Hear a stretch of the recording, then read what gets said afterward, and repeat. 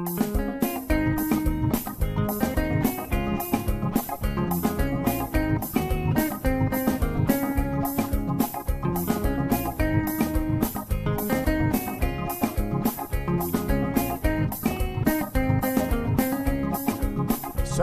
all the time is here with the cold hard truth. She's the ears and the eyes for me and you. Every day, everyone want to hear from Sandra. And every time on the air, she's getting better. Tell your sister, tell your brother, tell your mama, call Sandra in the morning and in the evening. They always calling Sandra. And when they start fighting, they calling Sandra.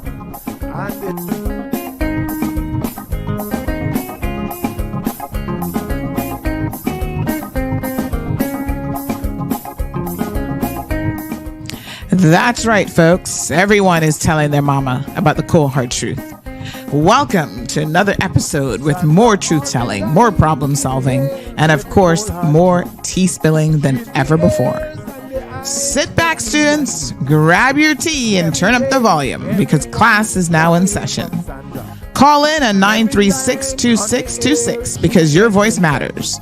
Share your opinion on issues that matter the most to you.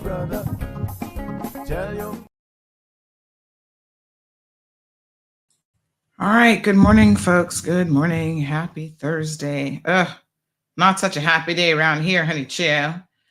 We got some serious pain in the studio this morning. Oh my God.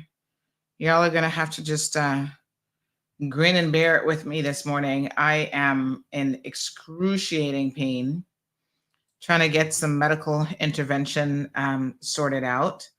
So let me tell you guys a little bit. I cannot straighten my head properly.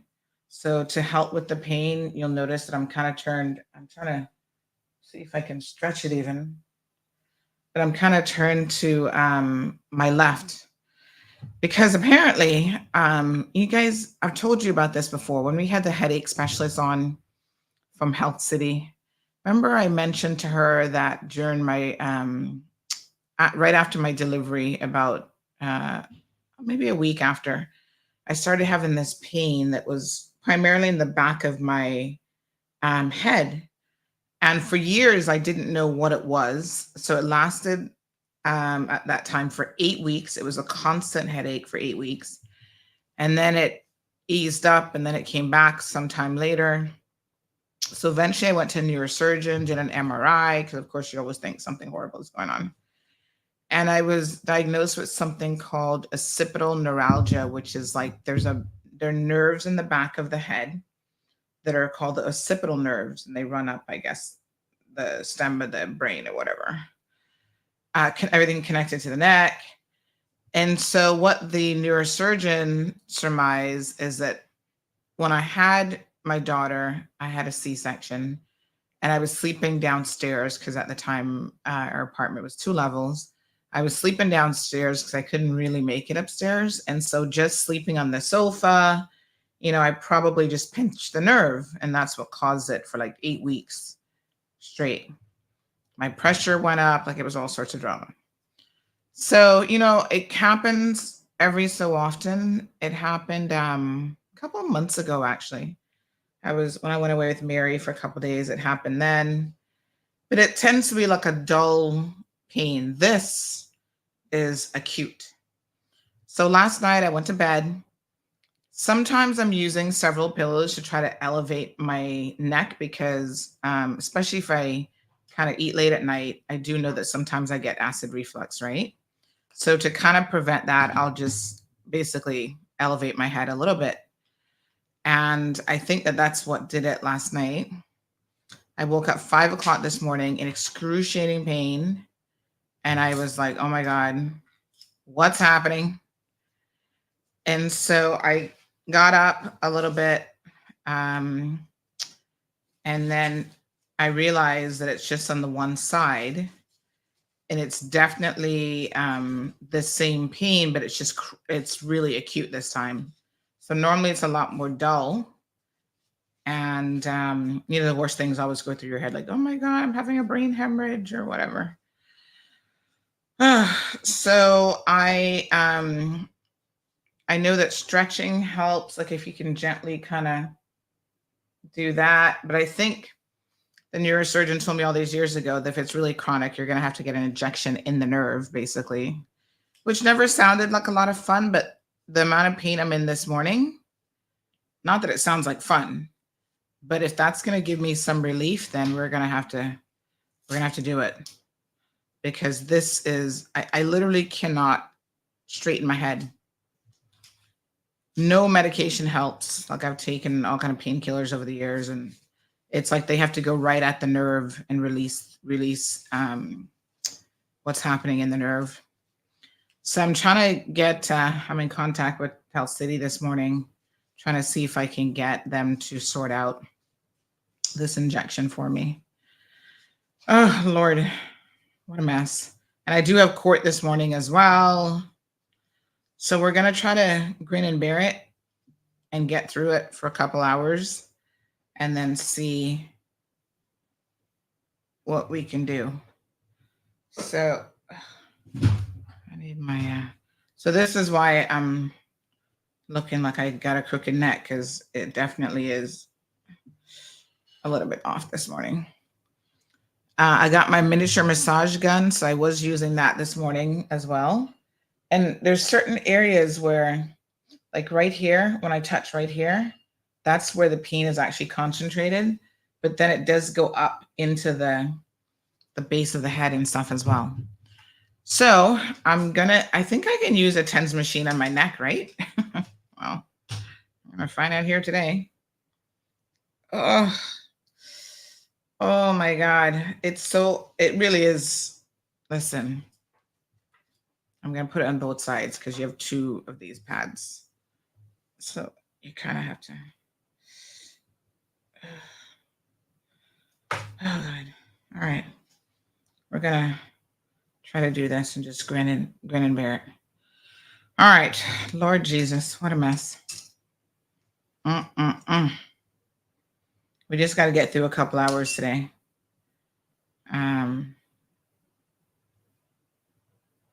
Yeah, I can't wait for Health City, Kimana Bay to open up, because, oh shit. I'm sorry. Oh my God. Oh. All right. Hold on. Maybe I had it too high. I had to adjust it back down. All right. Hold on one second. I obviously can't have that twitching motion because doesn't feel good either. All right. Hold on. I just need to get it. Okay. Just a little bit where I'm not. Oh my goodness. Okay. I think I might have to leave it like this for just a little bit. Oh, y'all are going to just have to. And of course, hi, Instagram folks. I can't really look at that monitor this morning, so. Oh my gosh. All right. We're gonna get through it. Okay, honey child. How y'all doing? Good morning. Okay. So yes, they have a good neurosurgeon. I will discuss with him if he can come to East End before 10 or after 4. He has surgery scheduled at 10. All right. Let's try to get through the show. Okay, we're gonna try to see how much of this we can get through this morning. Okay.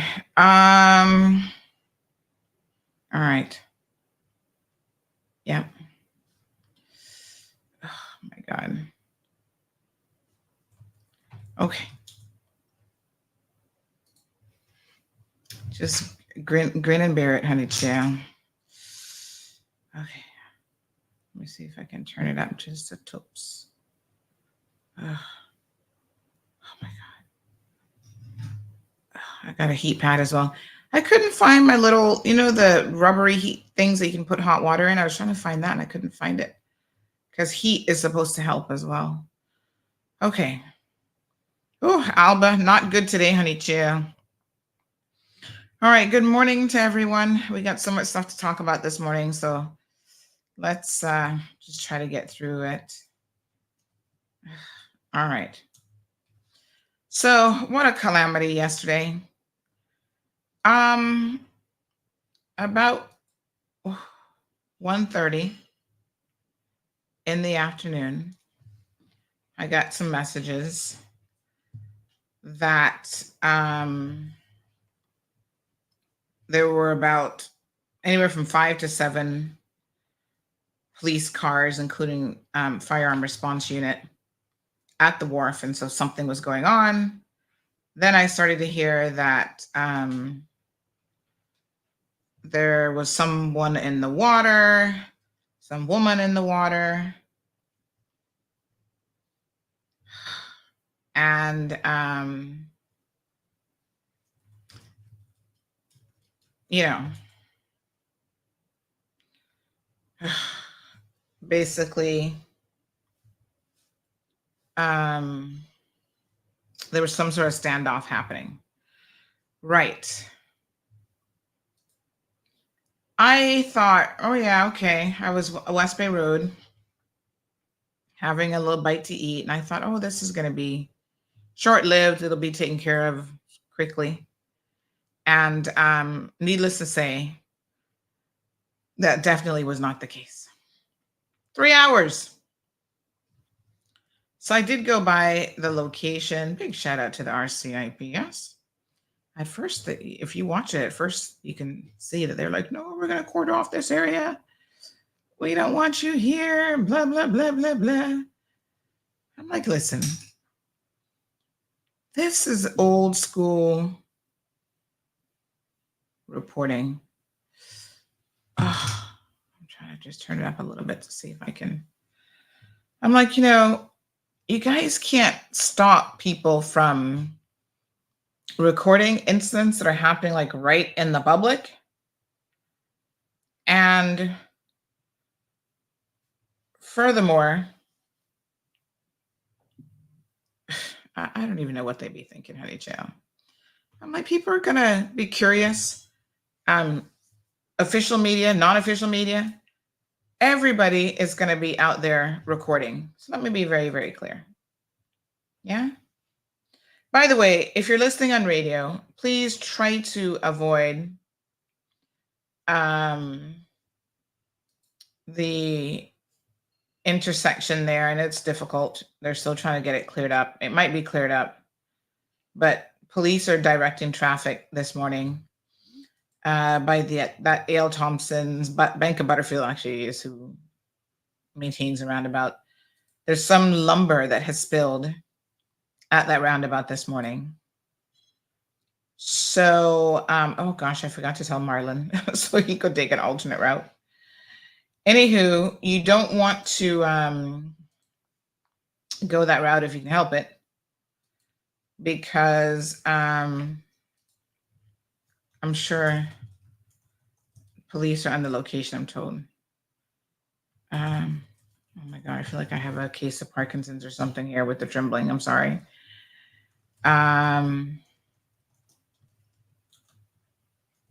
So police are there trying to divert traffic. All right. So somebody lost their load. All right. So yes.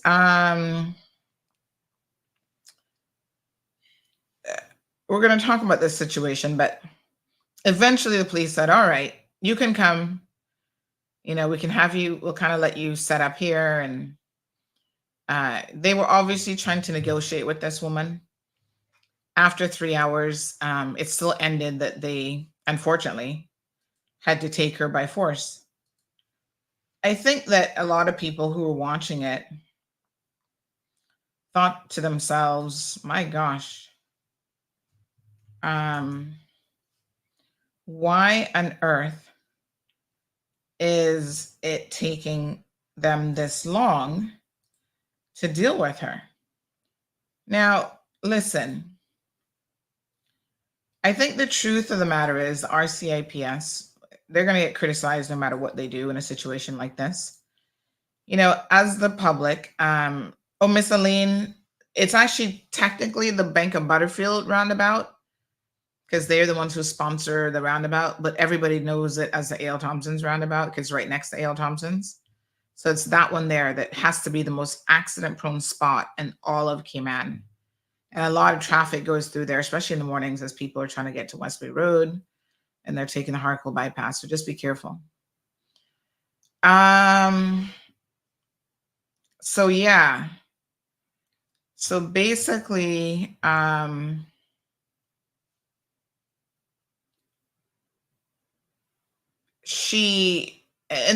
there's multiple issues interconnected here. So I do think to the RCIS, to their credit, they were obviously trying to have her come out on her own. That never worked out. That never happened. And so, they did everything in their power to see if they could have that type of eventual outcome. Well, she was hell-bent, and apparently she had a knife. So this is one of the reasons they were also very cautious. There are people who are like, Sandy, just tell him go grab her and throw a net over her like an animal and drag her behind in.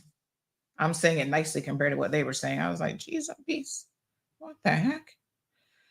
But anyway, a lot of people were thoroughly fed up with the situation. And oh my God, if I don't hold the pad on it, it causes my neck to shake, the vibration of the TENS machine. I'm only going to do the TENS for a couple minutes. Oh God, you see like when I touch right here, that's like the base of the connector for the TENS. So, oh my God. Okay. We're going to get through this. So, yeah. Oh God, the shaking is like worse than all right, hold on. Okay, so, she was hell-bent on not coming out, and then they had to take her by force anyway. So here's what I've been told. Apparently, this woman was at Public Beach earlier. This is what my sources are telling me. She was selling, let me just see here now. And this goes back to the whole Public Beach situation and why that has to come under control.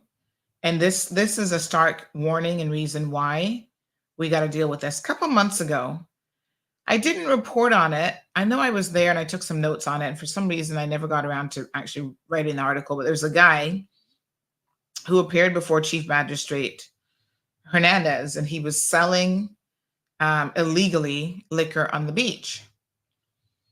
And so when he came to court, the court heard that his mom, Jamaican lady, had been here for many years. And she was here, and he was basically not able to get a real job. So his solution to not being able to get a real job was to essentially sell liquor on the beach, and also walking up to people, offering them some weed, some ganja, marijuana. So she said, listen, she was even like, me putting you in jail at the expense of the people. We just need to deport you and get you out of here. So that's what she ended up doing, is telling CBC just to take him away and deal with him. I think that he had also overstayed or something as well going on with his permit. So listen, Public Beach is a hot mess. I'm going to just come right out and say what everybody wants to say. The previous administration was not prepared to deal with it as they should have. This is the PPM administration, because they were upset, or they were cautious that they were going to upset a few people. And yes, there might be some Caymanians who are impacted by stricter enforcement on the beach. But let me tell you on something. Like anywhere else in life, there are rules and regulations and enforcement that must happen in this country for a reason. Okay? When people get upset by regulations and, oh, they can't have access to public beach as a vendor, listen, y'all need to do better. Because now we are letting all sorts of rigmarole, and I'm going to call them what they are in the nicest way possible since we're on radio. Because y'all know if it was 9:30, I'd be calling them something else. We just import every riffraff from all over the world. We sure can find them, can't we? I mean, seriously, what the heck? We find them from Jamaica, from India, from Honduras, from the United States of America, from the UK, European riffraff. I guess they're attracted to the sun and fun and everything else that we have to offer here, just like everybody else, like all the good people. And the riffraff and the people who break the law, they're not the majority of people. But my God, do they really make it difficult on the rest of us? It's just absolutely ridiculous. So enforcement, come Miss Stacy.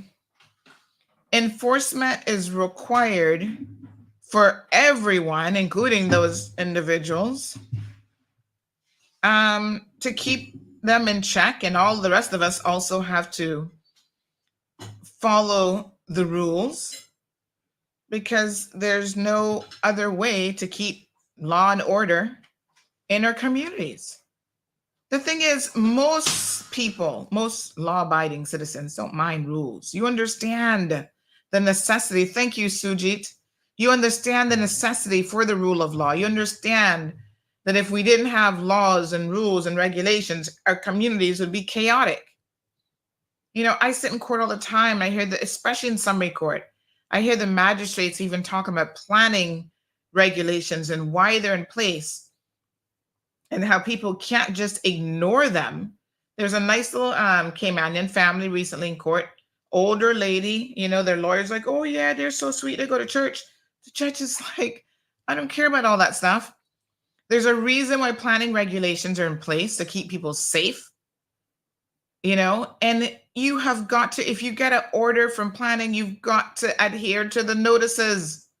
And she said, planning department needs to get out there and be more forward facing and let people know that on that notice, it says every single day that you are in breach, there is a fine.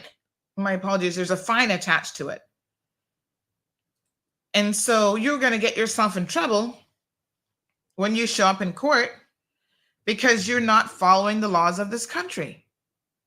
So listen, our desire to apply the rules to some people and not apply it to other people. Oh, MPs are going to get a pass. Or if you're well-liked, you're going to get a pass. Or if you're a Christian, you're going to get a pass. If you're a sinner, you're going to get a pass from some people. No. It can't work. It doesn't matter who you are. Doesn't matter where you're from. Doesn't matter who your mama is, who your papa. You think your papa is, because some of y'all don't know, right? None of that matters when it comes to following the rules and the law. Everybody. That's the very premise under which the law operates, the court, the judiciary. Everyone is subject to the same laws, or you should be subject to the same laws. So we have got to move away from non-compliance. When I see people, especially on Instagram, it's not a big deal. It's just a traffic offense. I'm just like, really? What next? You're going to ignore traffic offenses? What else are you going to plan on ignoring? Good morning, caller. Good morning. How are you? Child, my neck. I got I got a little pain in the neck. Sounds like you had several pains in your neck yesterday. Yeah, I have a little flare up with this occipital nerve, so I'll go to the neurosurgeon later. What's on your mind today? Well, anyways, yes, what you're talking about with respect to not obeying the laws, I want to bring something to you this morning to show the bias and the prejudice that go on in the office of the Director of Public Prosecution, aka the ODPP. There is a Filipino up here that assaulted a man on his wedding day, ABH, okay? And he has now been suspended from his government job with pay pending this court matter. That person has been taken and charged. He's charged for that. Mm-hmm. And in my situation, the ODPP didn't bother charge me, Sandra, because my statements got rewritten and my signature got forged on them to make it appear as if I had done something wrong. Now, why is it that the police do not give you a copy of your statement after you give it to them? Why is that? Is that because they're going to do these things? And we know that's possible because a former police officer by the name of Richard Clark in court testified that they do it all the time. They do statements and forge signatures of witnesses, which is what he admitted to doing to a witness statement in my matter, which got it thrown out. That's facts. I have that as proof. Anyways, now I don't understand why you can't get a copy of your statement immediately after you give it to the police. Why is that? Can you explain that to the public? Because what that is telling me is that's corruption. If I'm going to take the initiative to give you a statement from my matter, and then you're going to turn around and you're going to rewrite it after I have signed my name to it and say my piece, and rewrite it, put what is in it to incriminate me, and then forge my signature, and then submit it, and then the ODPP reject it and won't proceed to have this woman charged and brought to court. That's the exact same matter, Sandra. I suffered a heart attack the night of the attack. I suffered a heart attack. So I just want you to know that this bias and prejudice that's going on with the government here and the ODPP is absolutely ridiculous. People are not being given their fair and impartialness to any situation. They're being treated with prejudice and bias and very fraudulently. And I'm calling the ODPP out today because you knew this occurred. You took fake statements from the RCIPS with my forged signature on it, saying that's my signature and it wasn't. And you looked at it and you read it and you ruled on it. So what does that make you? A joint conspirator? Where's the charges for all who was involved? Wow. That's all I want to say today. Thank you. Dear. Wow. Well, I hope she's reported that to the police commissioner, that's what she's alleging that his officers did, and he needs to investigate it. Oh my God. So listen, this woman apparently on the beach selling alcohol illegally, not an authorized vendor. That public beach is out of control. There are families and individuals who no longer want to even go there, not even on the weekends, because of what is happening. Our own tourists who come here, we talk about cruise tourism and this, that, and next thing being important to this country. Well, it can't be that important because the government seems ill-equipped to clean up 7 Mile Beach. And it is time now. Pay attention, government. Enough is enough. Okay? We've got to do something about this before somebody gets killed on the beach. Vanessa says the beach has turned ghetto. Yes, it's ghetto. And I don't know why people are not paying attention to this. Like I said, the last government, they weren't prepared to really move beach vendors. Once they started to kick up a little bit, they got scared and oh my gosh, this is a political nightmare. Sometimes you have to be prepared to take your licks with something being a political nightmare for the sake of, law and order and safety of all people involved. What is happening there is untenable. It's not going to work. This woman, I think she probably has some mental health issues as well. But anyway, she was selling alcohol illegally on the beach. You can't sell alcohol on the beach, folks. They go out there with their coolers and they're walking up soliciting or visitors, soliciting other people. And that's not the only thing that they're selling. And now I'm going to address the RCIPS. Where are they? Where's RCIPS? You know how many times, even on a weekend, I've tried to go to public beach and the smell of the ganja is all over the place, emanating from the bathrooms. What happened to the big time, what do they call it? ARVs, whatever those, what are those little things called? Is it ARVs? Right? The DART organization, ATVs, thank you. That the DART organization donated to the government, donated to the RCAPS. When was the last time any of y'all saw those? They must be in some garage collecting dust, because you don't see anybody patrolling on those. They are designed so that people can have access, the officers can go up and down the beach. Where are the officers patrolling on their bicycles? Where are the foot patrols? Y'all know that this is an issue. You know that idle people want to stand up at the beach selling drugs. You know, if they're selling marijuana, they're selling other stuff too. Let's just be very clear. All kind of pills, this, that, God knows. Right? Ecstasy, cocaine. They soon start selling children at the beach. The police need to have a plan to arrest this situation, literally arrest the people and arrest the situation as quickly as possible. Enough is enough.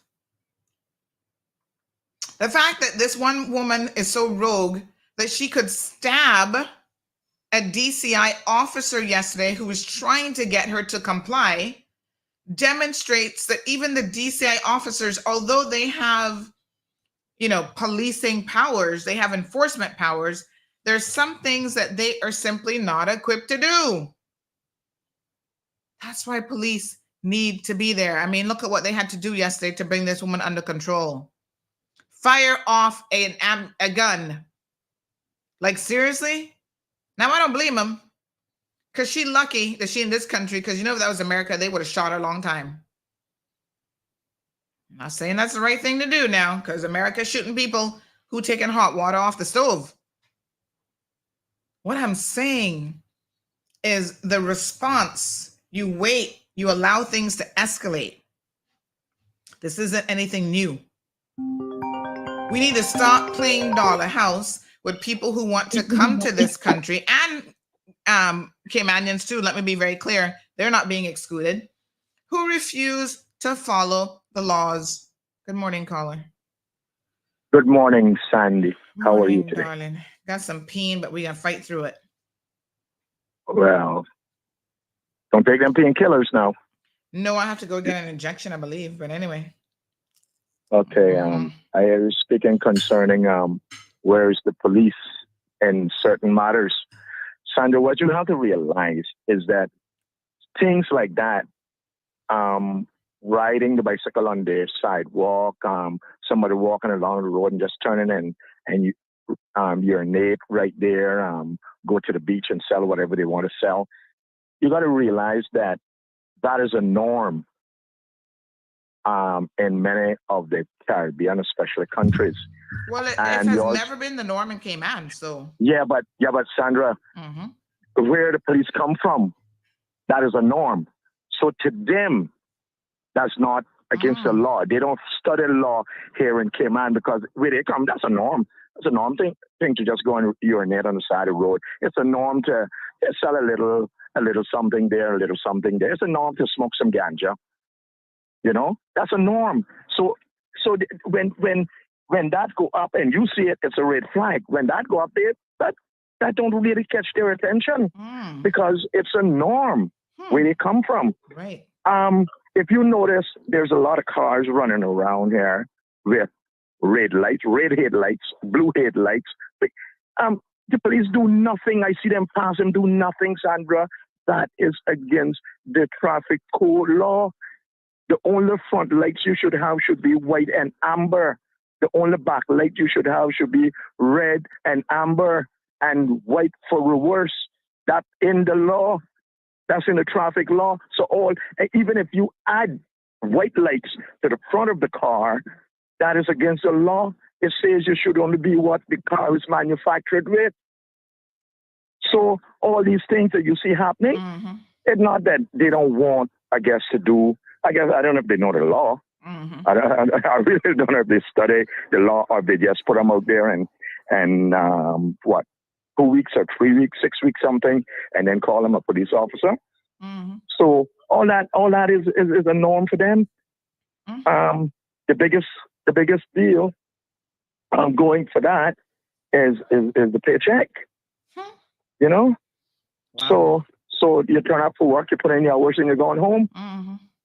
You know, so you don't expect it to get any better anytime soon until we rid ourselves with all these Caribbean policemen. That's what I suggest. All right. Thank you very much. I appreciate it. Okay. Folks, those are some very interesting points that caller brought up. To his point, I think that a lot of times he's absolutely right. People are not offended by certain behavior because they are used to it. And I mean, I take his point on wholeheartedly, because maybe that is indeed a large part of the problem. We have officers who are used to doing certain things in their jurisdiction, because in policing, your attitude as an officer to compliance and to the law makes a huge difference. So even when they go to locations, they go out to call, if the victim sees that their attitude is laissez-faire and they don't care, and how many victims are even going to want to come forward? I know for a fact that this is a huge issue with domestic violence cases, because victims have told me, I called the police, they send out officers, and because the offending party is, say, a Jamaican, and then the officers who show up are Jamaican, that person gets a different treatment. Oh, it's not that big of a deal that you push her down, that you box on her head. And they be telling people stuff like, oh, what you must do is you must be a better wife and cook for your husband and all this kind of stuff. And I hear these stories from victims, and my brain is like, what? So that last caller had a very valid point when he says a lot of it has to do with the attitudes of what we are importing. And listen, you can teach people the law, but you can't teach people the right attitude that they have to have in order to enforce and support the law. So the law may be there, but when an officer shows up, if his attitude isn't on point, you're going to have a problem. Good morning, caller. Good morning. Hello. Yes, morning, dear. Can you hear me? Yes, I can hear you loud and clear. Okay. Yes, that caller is right, because you can take the man out of the country, but you can't. You gotta turn down whatever you've got in the background that's playing the show. Okay. You can't take the man out of the country. You can take the man out of the country, but you can't take the country out of him. Mm-hmm. Let us look at the Public Beach Commission. Who is head of that? If you go to some of those meetings, you would get shocked. Why is it? Why is it that somebody else can head the Public Lands Commission, rather? It's not all the RCPS. Yes. Blame. It is who is heading that. Go to some of their meetings, and Caymanians is sitting down, and so long they can hear their voice on a radio, Cayman, and say that they said this, that is not enough. Caymanians get up off on the backside and unite and get things done. Mm-hmm. You see, you're making other people walk into the place and doing what they want, because politicians have got no interest. All their interest is their pocket. When are you all going to learn? It's like the boy selling ganja and run by bicycle with a bucket all day long. He's not the one. It is the big ups. So Caymanians is at fault, and they don't know it. But about that public beach, go look at who is the public lands inspector head. You shouldn't have that position. Why is it that Caymanian is allowing other people to come in here and hold position, and they don't know squat about this place?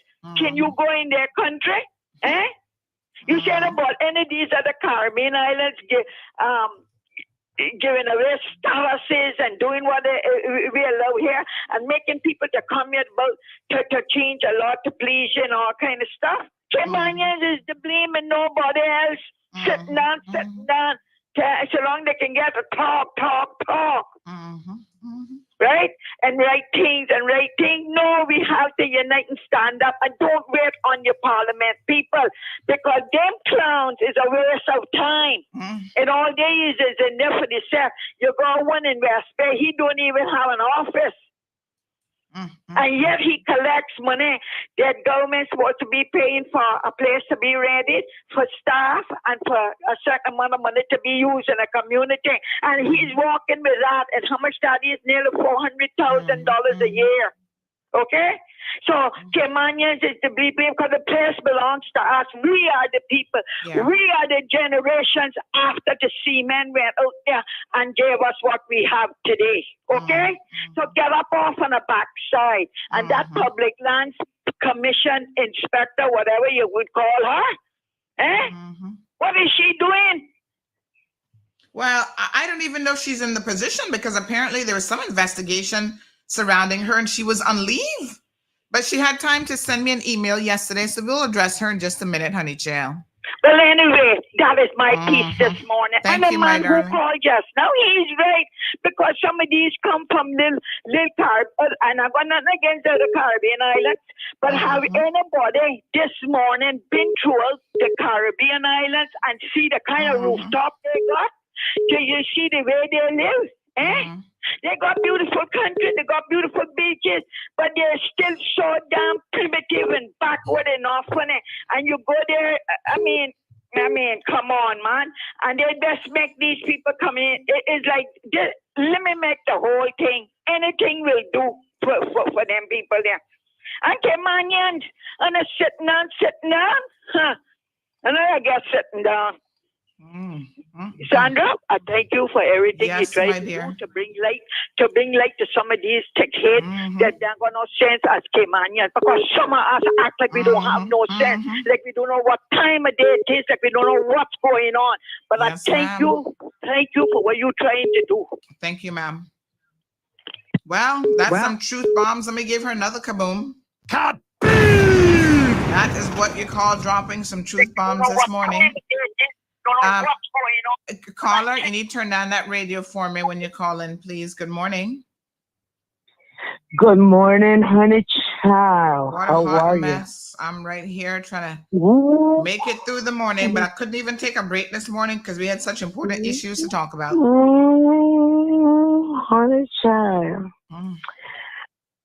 People in Cayman has this tendency to think that I despise police, and it's so far from the truth.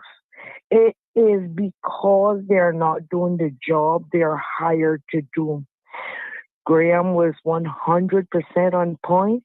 That lady just came off the phone, is 100% on point. I've been in the communities. I'm all over the island, and I am dealing a lot with police, and how they operate is incompetent. You understand? I see you. I am so disgusted, and I hope I'm trying to get a meeting with this new one that just come on from England. Well, I can tell you I met him yesterday, but go on. I'll tell you about that here in a second. Oh, honey child, let me tell you. I had a good chat with him. I am starting to see vehicles being ticketed on corners.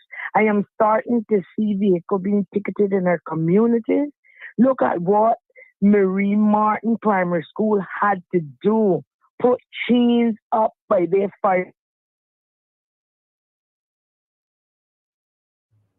You're breaking up a little bit. Hello, caller?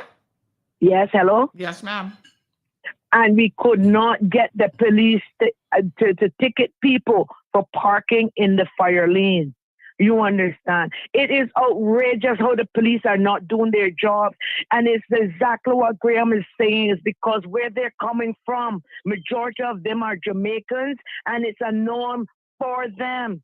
I am saying, I told the The governor needs to get rid of these Jamaican police officers. No, I'm not going to say that we don't have some good officers and some of them from Jamaica is good. But the majority don't give a hoot because it is a norm from where they are coming. On the Lansing Commission, so on the Public Lansing Commission, I was on the radio. I think it was the BTF. I think my team, BTF, was on the radio talking about derelict vehicles and stuff. After we came off of that radio, someone called me about a garage on School Road that was operating on Crown property. And I called Miss Winsome Prendergast and I spoke to her. Leave that alone. That time I have the woman on speaker, you know. Sandy, the woman on speaker in front of me and the person who called me. Wow. Leave that alone. Leave that alone. Everybody know about that. Government know about that. Everybody know about that one. Leave it alone. Leave it. Okay. My God. I secretly told an MP, and the MP went to Parliament with it, Cabinet with it. And when I know from the show of order was written to these people to come off of Crown property. But yet she was telling me, leave that alone, leave that alone. Found another one on Ebony Lane where it's being, the business is still there up to date. There's someone operating business on Ebony Lane, and I said it into her, oh, leave that one alone. Me know about that too. I'm not saying, I'm wondering, and it's coming across like Crown property is being leased out without government knowledge. That's the way it's coming across to me. You understand? I'm not saying I don't have facts of it, but that's just the way it's coming across. We have too much of the wrong people in high positions, and they are making things, getting things done their way and doing things that is not according to the law. You understand? And things like that tends to go a blind eye. The public beach situation, that is something has been going on for years. The illegal alcohol sales, the weed selling. Because remember, a couple of months back, I went up there. I went to buy some food and see this man with this big, gigantic joint of weed inside of his mouth. And I said to him, I said, sir, do you know that that's illegal? And what he never cussed me and tell me wasn't left. You understand? Oh my gosh! And you can't get the police. Which at least that said time the police came, and I was so happy to see the officer that came, who is a no nonsense officer. You understand? And I would always take my hat off to Miss Tamara Jackson because she is a no nonsense officer. You understand? She goes by the book and uphold the law. They're not gonna play with her. All right. And even found people selling alcohol on the beach, and they seized the cooler with the alcohol. And I learned that the man was supposed to, the Jamaican guy went as far as to had not slap my phone out of my hand when I was videoing what was going on. And he was supposed, I think he was charged, but I don't know exactly when he ended up in court. If he ever had it done, I don't know. But we need some serious police officers. We need some serious public lands and commission people who are willing to get the job done and work according to the law of the Cayman Islands. Thank you. Thank you, my dear. Kaboom! What a heat. Get your second cup of Milo, coffee, tea. Whatever you're drinking this morning, honey child, I'm trying to make it through with my neck. The only thing crooked around here is my neck this morning because y'all talking straight. Listen to me. This woman on the beach selling illegal alcohol stabbed up a DCI officer. Where were the police? Okay. They come after the stabbing. Yes. And, take her. Well, apparently she absconded. I know Soka can come to me here in a minute. And then she has a 3-hour standoff in the water. I must say she got some damn stamina, I gotta tell you that much. 3 hours in the hot sun in water with a long sleeve shirt on. My God. I thought to myself, what is really going on here? Right? You have to get to the point where you're really going to approach crime compliance with a no nonsense attitude. So this is what someone said. The woman is the same woman that was naked on the waterfront a few months ago that the police was trying to get. I think you posted about that. She was selling alcohol in public beach and DCI went to deal with her, and she pulled a knife and tried to stab the female DCI officer and ran away. Police later found her and she escaped custody. Don't get me started on that part, because I don't know what kind of popo found her for her to escape their custody, but there you go. Later found her. She escaped custody and went into the sea.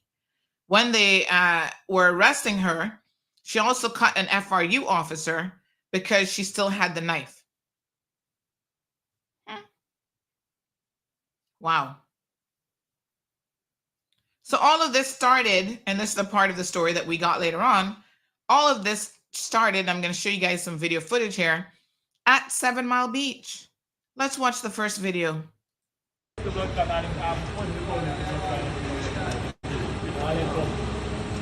All right, this one, let me get the other one first. I think this is more towards the end.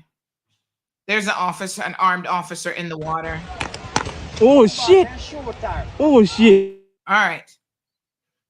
I'm assuming, oh, right. My apologies. We're kind of getting the order mixed up, but that's when they eventually took her. So this one, they're there. Yes, they shot her, and they should have shot her. I'm assuming that's a pellet gun because she'd be dead if that was a real gun. You can believe that. They got tired of messing with this woman after 3 hours. This is now where I can't blame the police. I saw some of y'all in your comments. Oh, well, was it necessary for them to shoot the woman? Yes, shoot her ass. What are y'all talking about?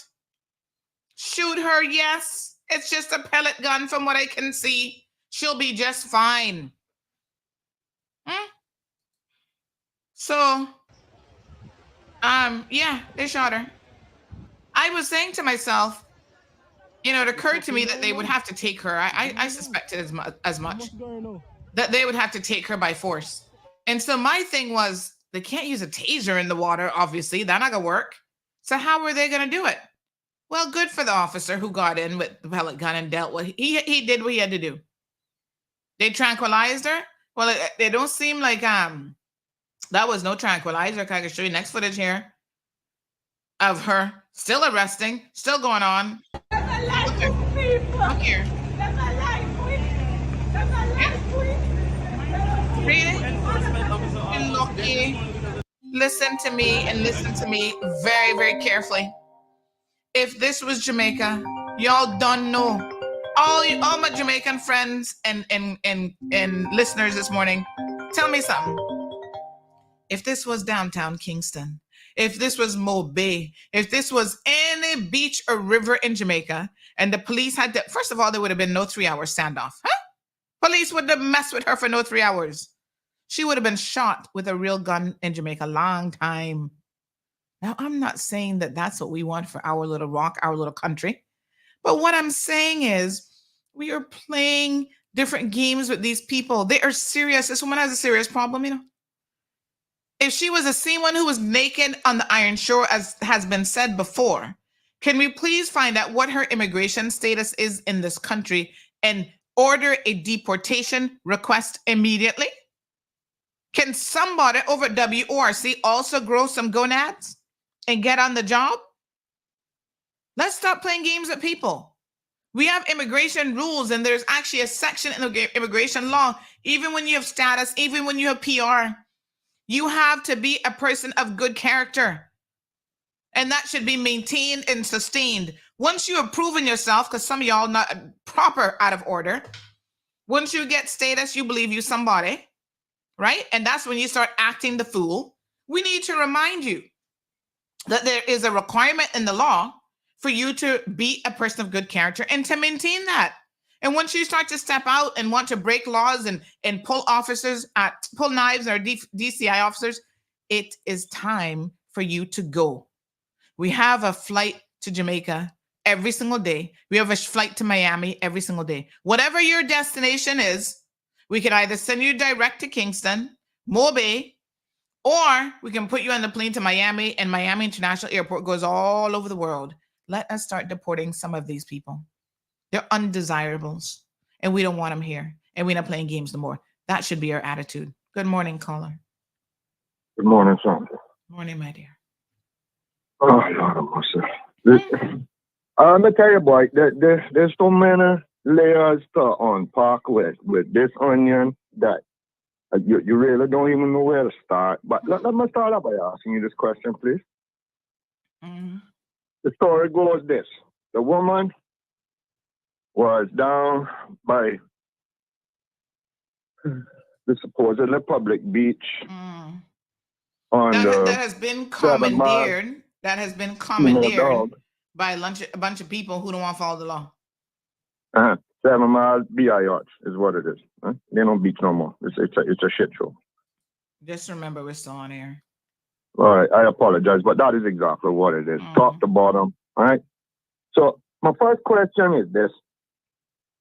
Now, first of all, I know that when this goes on to like CNS, it's going to be a woman from Bordentown, a woman from Georgetown, a woman from X, Y, and Z, because they like to say things to take away from where the person is actually from. Well, that's the status quo. Right? Well, let us first hold on. Let us first acknowledge that most of the time they're getting that from the RCIPS press releases because they don't know nobody. Exactly, and that goes to another layer of the onion. A man from Georgetown. Yeah, I know. I get it. And that speaks to the underlying real problems here. But the first question that needs to be asked is this. Here's a timeline according to what I have read. The woman is arrested, put into a police car, being taken south down towards Georgetown Police Station. Somehow, the woman manages to get out of the vehicle. You talk about, this is a part at some point, incompetence becomes intent. Okay? Right. But anyway, here's the other thing that really needs to be asked. How in the heck, I'm going to use words. How in the hell, okay? Does the woman still have the damn knife on her? Well, this is when I first heard it, right? I got to be honest with you. I was confused. How the woman still have a knife on her? I was confused. I said, there's no way that she could have been in a police car with a knife. That don't make no sense. So I'm waiting for the RCIPS to step forward and tell us. Well, listen to me. I'm waiting for the RCIPS to step forward and tell us how that even happened because I don't understand it. Now, so that's another investigation, just like John Donner. We'll never hear about it again. Right, try hush. You're talking too much sense this morning. But here, talking too much sense. I should have asked the health minister that question that day when I was talking. So I'm here to support the RCIPS, and I was going to just have a little look at their website. Look at them. They still have up their gun amnesty, which to their credit, they extended it. But the gun amnesty is now over, and they still have it up on their website. Y'all need to get together. Get it together. I heard a woman talking about the police forging her signature X, Y, and Z. Man, listen, I've tried to make statements before, and I had to write the thing for the lady in front of me because the woman didn't understand basic blooming English or grammar or spelling. Listen, I had to rewrite it for her. Yes. All right. That's why. Anytime, I gotta tell you that's a known problem. Anytime I have to do a statement of depletion, you know what I do? I type it up myself. Because you'll be there for 5 days trying to teach them how to spell. I tell you, this is never ending onion is our peel, all right? But here's what it boils down to. Who owns and controls the RCIPS and the whole entirety of the justice system in the Cayman Islands? Who? The Crown. Right? So we can complain to our members of parliament all we want. We can get up like the sweet old lady who called in and she all riled up and everything. But Caymanians, you need to get up. Caymanians, we not in charge of this. Let me be fair now. Hold on, Jonathan. Hold on. There is what is the name of the governor? What's that body that kind of oversees the police, headed up by the governor? What's the body called again? Somebody remind me. There are Caymanians sitting on that body. You know which one I'm talking about? The Well, Mom, I don't know what you're talking about. Lord, somebody help me out here with yes, window dressing. The governor heads it up, and then there's other, and they're the ones who do the hiring for like the RCIPS and all that kind of stuff. They're the ones who need to pay attention to what's going on in this country. But they keep putting people on these boards who themselves are, oh Lord Jesus, who themselves are disconnected. Satisfied with this non-state that we got here, right? This non-state. This lack of self-determination. Is it National Security Council? National Security Board? I think it's called National Security Council. Window dressing. Window dressing. That's the way I see it. That window dressing. As far as I'm concerned, chief of police should be voted on by the electorate position. As far as I'm concerned, we need the Cayman Islands to have a justice system beholden to none other, to the explicit exclusion of any and all others, to the well-being and the interests of the Cayman Islands and her people. That is the real issue. Thank you, Jonathan. Because all right, my dear. You want me to stop there? But that's a fact of the matter. Yeah.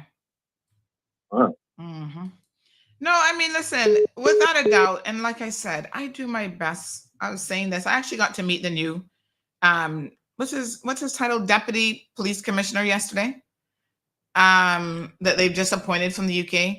Seems like a friendly enough guy. Seems, very gung ho. Yes, I'm here to do. And I said to him, he saw me there live streaming. He came over and said hello, respect. But I still said to him, I said, sir, no offense to be taken. This is Mr. Aiken. I said, no offense to be taken, but I expected your role to be filled by Caymanian. And he said, well, he didn't. The funny thing is, he said, well, I didn't hire myself. And I said, touche. You surely didn't hire yourself. That is, again, this police commission, whatever the heck themselves, which the governor, sits on, that is doing the hiring. Well, I guess they're telling us, folks, that we're lucky to even get a head of police that is finally a Caymanian. Mr. Robert Atkin. Anyway, like I said, he seems to have the right attitude at this point. I'm going to check him another year or two and see how that's going. Listen, stop playing around with Public Beach. It's time for a massive cleanup. Okay? Everybody's afraid to do their job when it comes to Public Beach. I'm going to give you all a suggestion this morning. I don't know how, oh Lord, the heat makes it feel better, but the pain is very much still there, folks.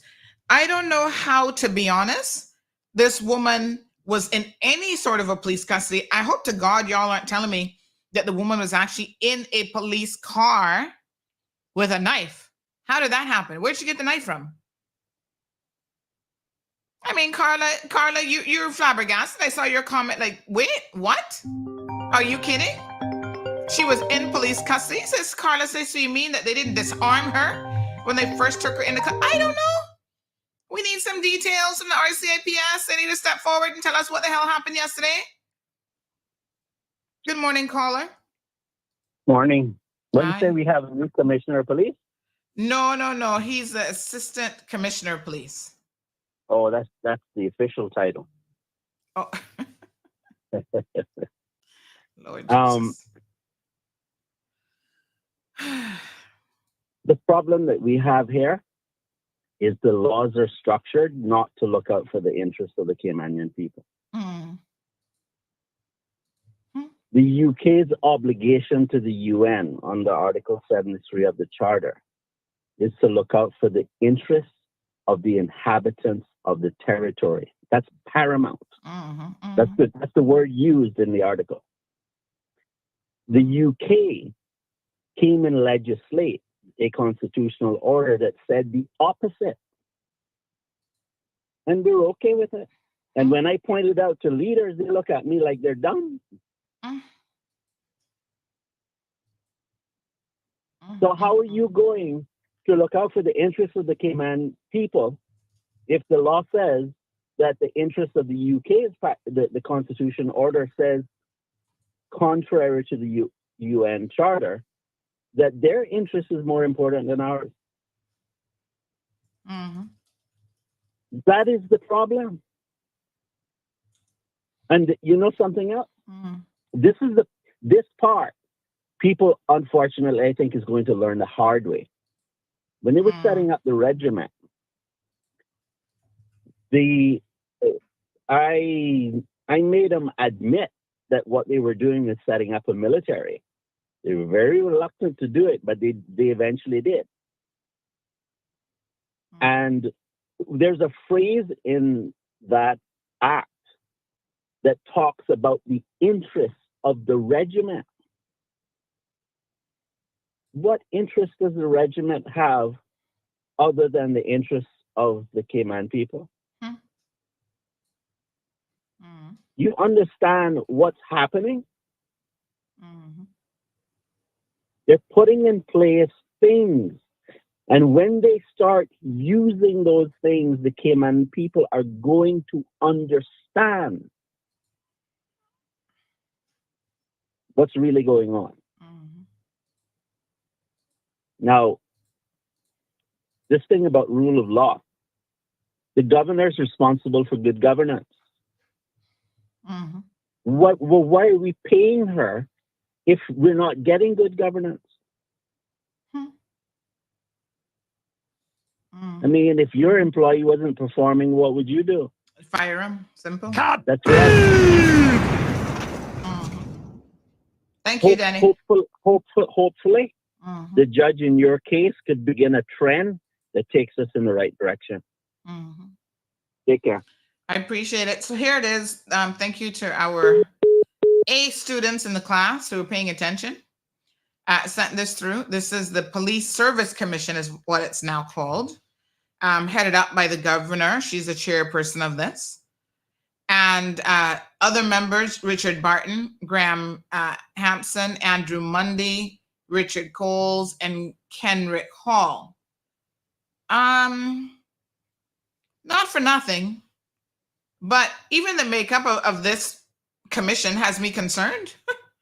What do these people, you reckon, know anything about what's really happening when it comes to policing in this country? They got two lawyers.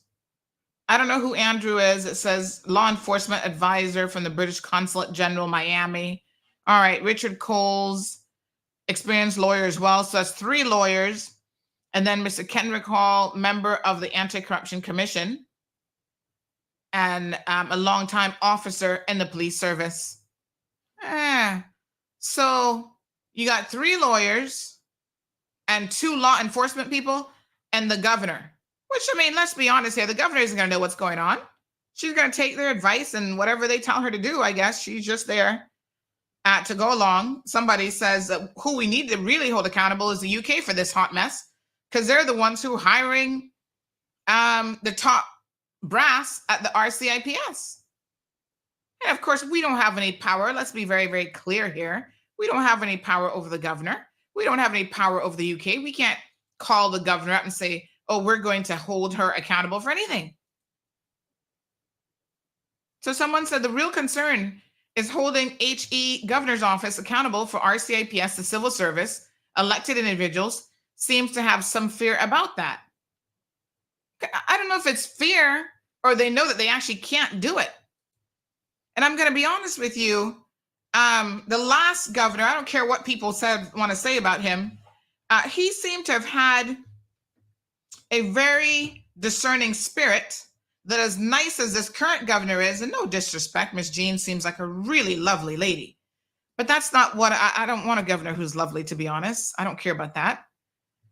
We need efficiency, effectiveness, someone who is tuned in, who is not going to be misled by the political arm. Her and the premier have a very interesting, from outward appearances, relationship that, quite frankly, is a little bit too kosher, which makes me question whether or not she is able to even hold the political arm responsible, because she sits there in cabinet meetings.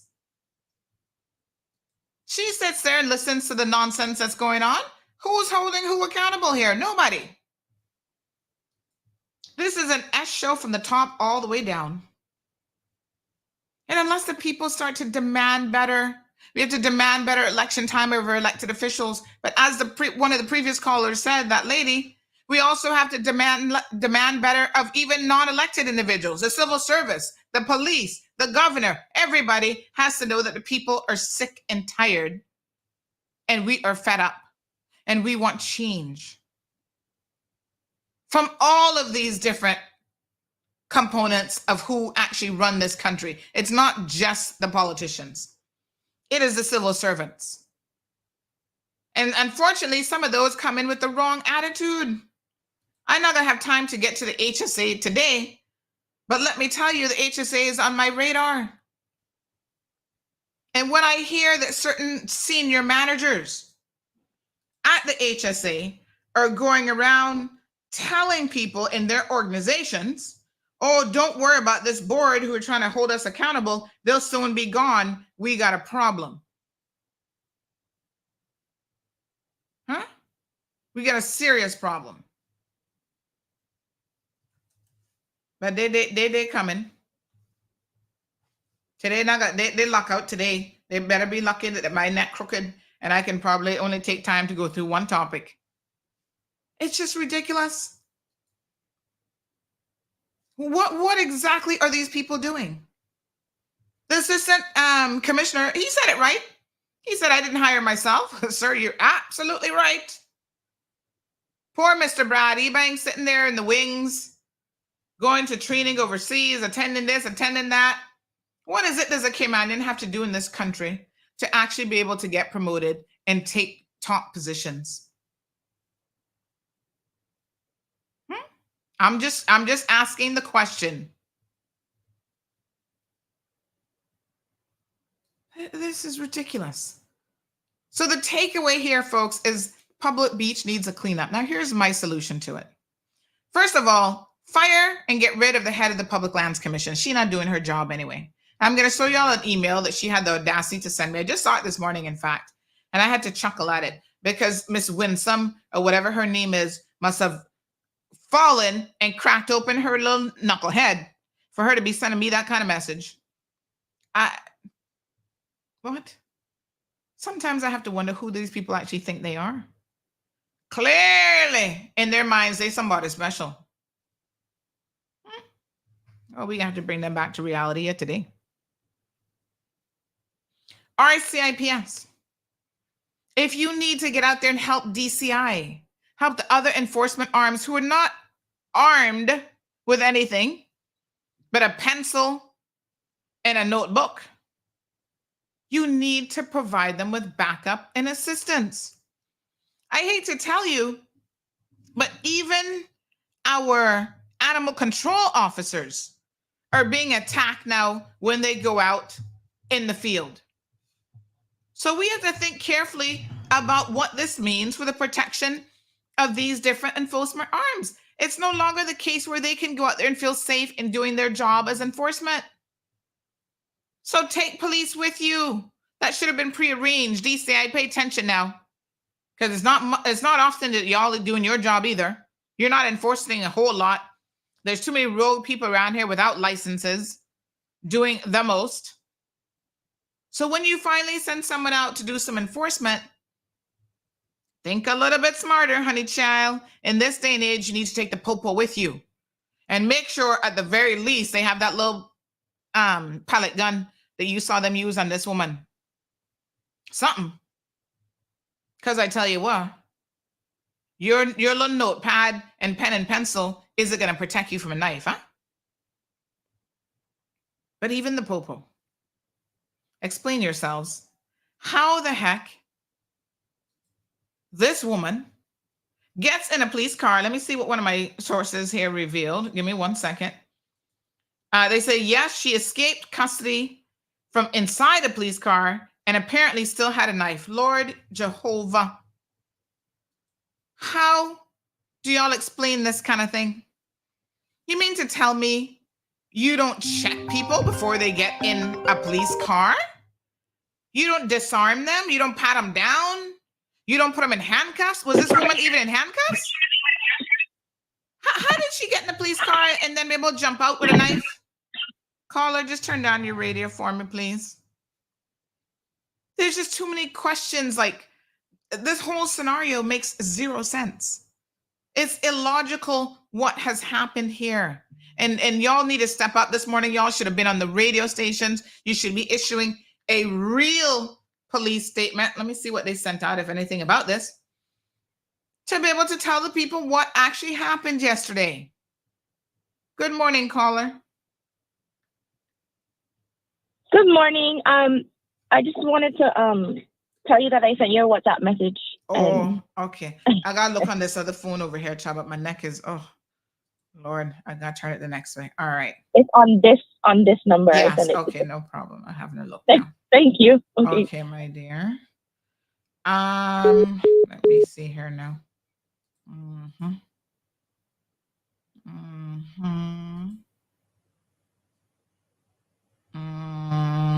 I'm looking for the message. I don't see from your number. I don't see a message. Let me see. Oh, yes. Something just coming in now. All right.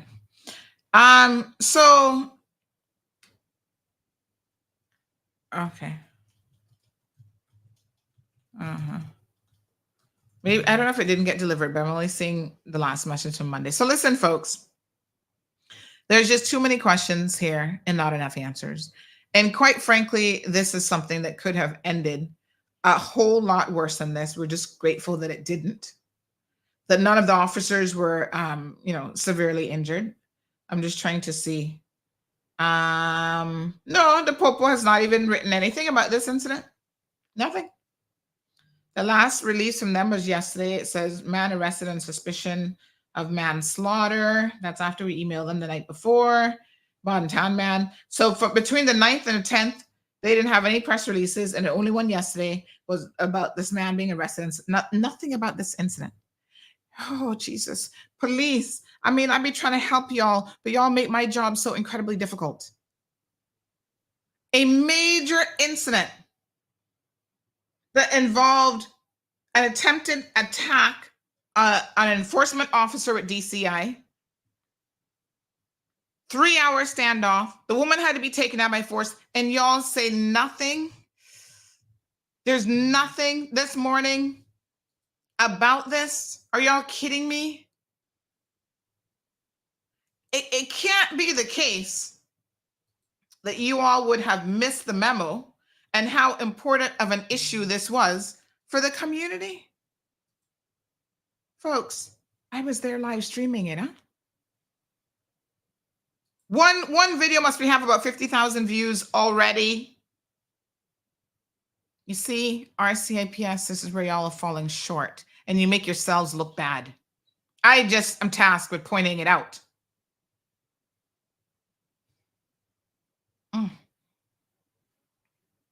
Wow. No statement to the media. Somebody said that they're not proactive, they're reactive. And that's about right. That's exactly what their biggest issue is. Always has been and continues to be so. Right? One video has 40,000 views from yesterday. Let me check the others. This next one has 61,000 views from yesterday.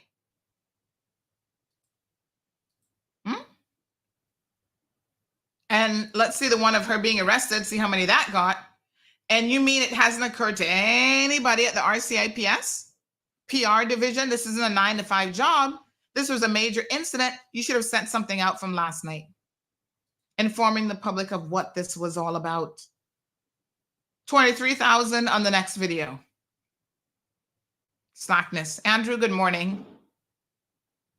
Thank you so much. Andrew says, I hope you get some relief from your pain. I saw that yesterday and half the police force was there. I thought there was a robbery or terrorist attack. You could cut the show short today. Oh, we're almost through it, honey child. We're gonna get there. Miss Aline says, I haven't been to a public beach in years. By the way, notice what Andrew said. He didn't know what it was. Could have been a terrorist attack. Could have been this. Could have been that. And there's no press statement telling you what it was. They'll get that out later on this afternoon. Just stand by for it. 24 hours later. Like, are you serious? Miss Aline says, I haven't been to public beach in years because all the sheds are taken up by vendors and you have nowhere to shelter. Cece, responding to somebody, Rosie says you should apply to become a police and then be part of the change since you have so much mouth. Put that mouth to use. Well, Cece, I know you're a member of the RCIPS, so don't get in your feelings this morning. But this doesn't have anything to do with people having mouth. This is about people in the community being fed up. And every single police officer now has to understand, you might be doing a great job as a community officer. But when other officers are not doing a great job, it reflects poorly on everyone. And to be fair, I always say this. I know probably at least 50% of the police force is doing a good job. You have probably 30% that are just downright disgusting and horrible. But that's 30% too many. If it was one, it would be too many. So don't be too quick to defend your officers. I'm only trying to be fair to them. A lot of them they have a lot of shortcomings. So they need to pull up their bootstraps and really get with the program. I think they did everything that they could yesterday to try to have this end peacefully, and it just never worked out. And you know what? Ultimately, they had to use the pellet gun on her, and I don't blame them one bit. Kasia says they seem to be afraid to deal with the Jamaicans down there. It's like turning the place into a slum beach. The inspector that works for Public Lands Commission in Jamaica, she is not interested. We get into her. Hold yourselves now. Speaking of what people are used to in Jamaica, let me say this. We actually covered this type of story some years ago. Y'all know my husband's Jamaican, but boy, sometimes I say to him, Marlon, do you even pay attention to what's happening in Jamaica? He's like, why? That man, he just is very focused, singularly focused on what he needs to do, and he not business with nothing else. Complete opposite of me, obviously, in that regard. Remember, some years ago, and I don't know what the current state of it is, but the Jamaican authorities had issued a warning to visitors especially that public beaches in Jamaica are free and nobody should be charging you to go to the beach and the rivers and whatever. But there were people in these communities who were taking advantage of people who didn't know any better. And so they were charging them to go to the rivers, right? Now, I myself was a victim of this. We went to a river in Jamaica, a beautiful river, but it took some rugged terrain to be able to get there. So my husband insisted on taking me to this river. I was like, honey, child, we good without the river, No, I want you to see this, and hot streams and cool streams. And you know how it is, honey, child, showing off their beautiful country. And you're like, all right, papi chulo. Go ahead, show me what you got going on in this beautiful country of Jamaica. Without a doubt, a beautiful country. Lots of rivers. Oh my God. All this stuff. Yes, it is a beautiful country. All right. So we go to the river. Next thing I know, some people come. Oh, we'll escort you down. I'm thinking, oh wow, they're awfully nice. Okay. Wait for the end of the story. Gather round, children. Listen to this story now. Oh yeah, we'll take you down to the river and this and that. Apparently for a fee. Nobody not doing nothing for free. I said, oh, okay. This is a business then. So his brother, proper yardie, Indian yardie said, all right, brethren. All right, arrange your thing then. All right, this is the fee we're going to pay, and ting and ting and ting. Yes, sir. All right, so they take us down to the river. They give you a little massage. They get the towel and slap it on you with the hot water springs and all kind of thing. You had to tell them, all right, back off, brother. You're getting a little bit too comfortable now with the hands and one of the massage people. Oh, no, sister, let me put the mud on you. All right. My daughter she was just turning 2 that month, actually. So I'm very, very cautious, looking at everybody with a extra big side eye, right? All right. Anyhow, we were there with my brother-in-law, his daughters, teenagers and stuff, very voluptuous young ladies. So, I'm looking at them very, very carefully. And I'm looking at the men, making sure they're not looking at them a little bit too hard. Anyway, men tend to be oblivious about a lot of these things. I said to my husband, I said, all right, we got to get going. It's getting kind of late. I don't want to be on the road in no country in Jamaica because we were going way out by where they made that movie, The Blue Lagoon. We're going all the way out there. We still get there. That's like 5 hours later. You're still driving. So I said, come on, TD, Bobo, let's hit the road. As we start to go now, one fight break out with these guys, right? So we're coming back up the path, going back to the car. Next one come, but he ruling the area and we must pay him. So Marlon Brothers like, but we agreed before we went to pray this brethren over here. And he had arranged it. No, him, me don't know who he is. Him not running things around here. I said, Lord Jesus, here we go now. Things are turned up around here. I said, what kind of bamboozling thing this is? But again, right, this is what foolishness is going to be happening in public beach if it's not already happening. Fighting for territory, fighting for turf on the public beach. Who going to sell illegal this and that to the tourists? Who's going to be able to, I'm like, what the hell? Anyway, things were getting kind of heated. And them start raising them voices. What they're ranting, meow, meow, meow, meow, pyong, pyong. I'm like, I said, listen. I said to my brother-in-law, I said, listen to me. Just pay this man whatever he wants. It's only money. Me not getting mixed up in nothing in no yard with nobody. You understand? Let me be very clear. You get killed for a crab back in Jamaica. I'm in our business with it. My life is too important, and so is the life of my daughter. I say, pay the man. How much is that? Because everything in Jamaica sounds like a lot of money. $60,000. I say, whatever that is, give the man. Me not business. That probably $10 CI. Me not business with it. Just pay the man.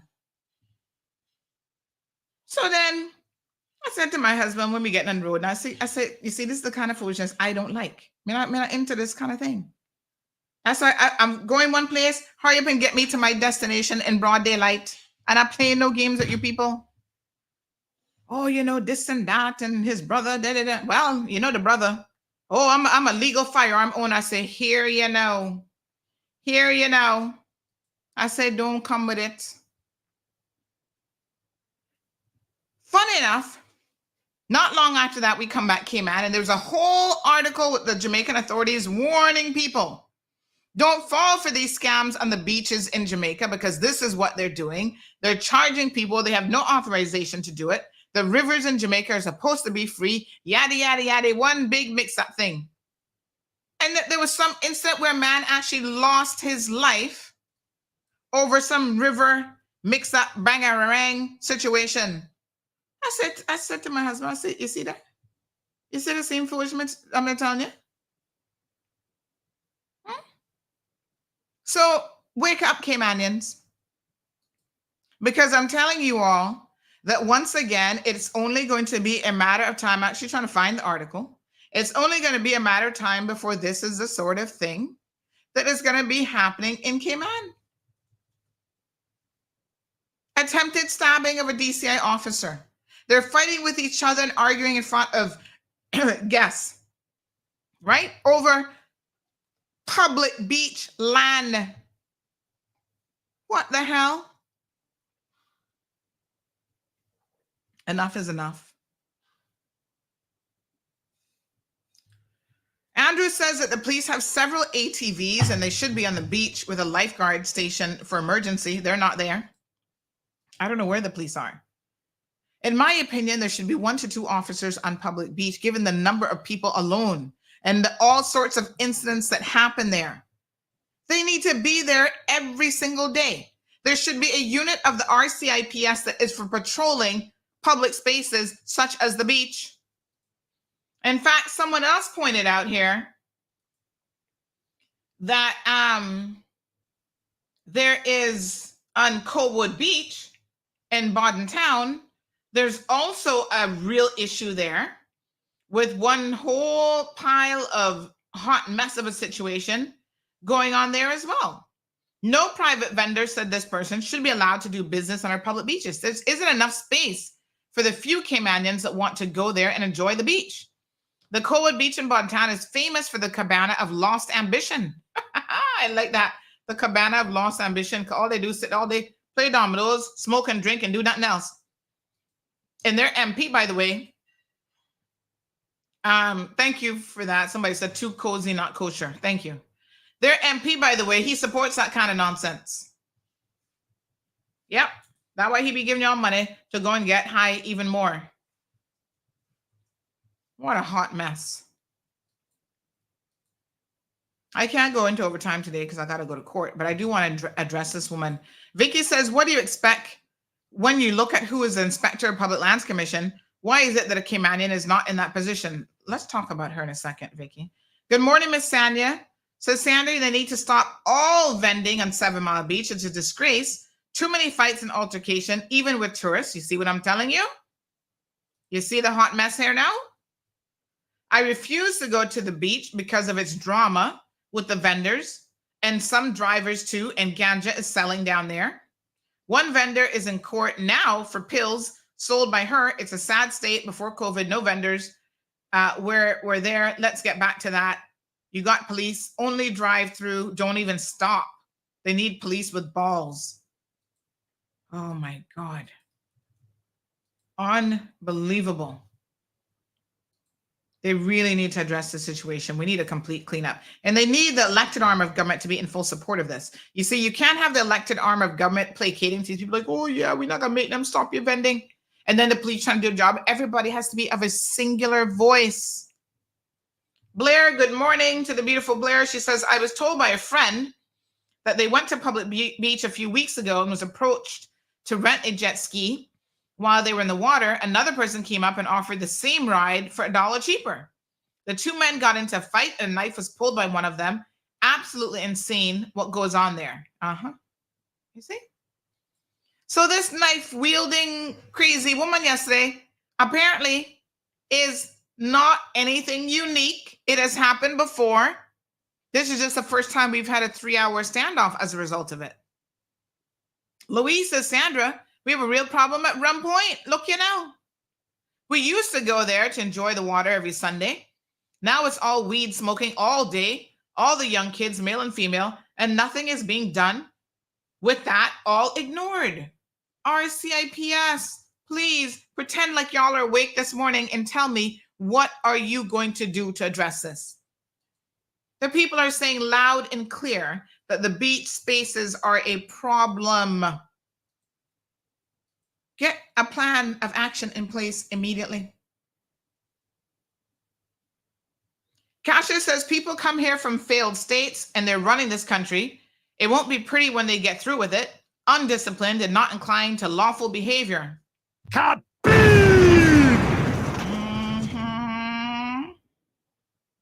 Yes. What a hot mess. Carla says, yep, I've had to type my own statement too, sitting there watching him with his slow two finger typing wasn't working for me, right? And I still ask you to spell stuff. Pat is asking one simple question. Are all RCIPS officers required to be able to swim? I doubt it.